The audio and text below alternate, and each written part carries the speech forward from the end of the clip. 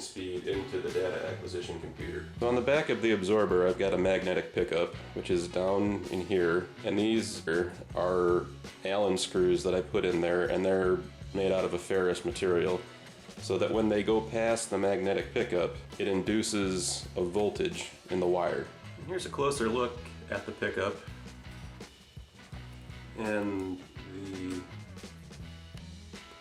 the screws that I used.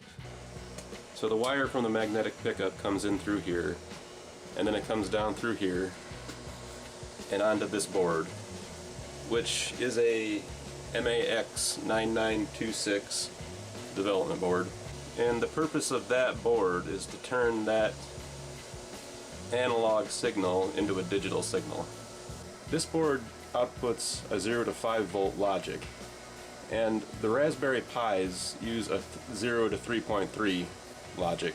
So what I have just attached back here is a logic converter.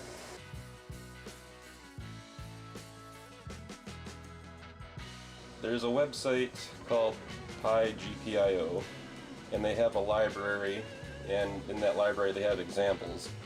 And I found a Python example called RPM monitor, and that's the one I used to read the RPM coming in from the sensor. And now I'll just start the engine real quick and show you an example of it working.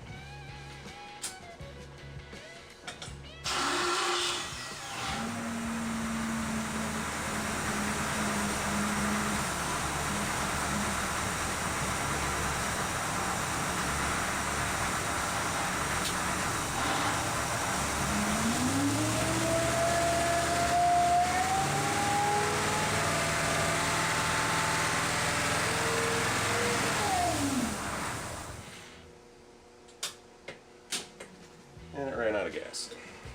So there it is.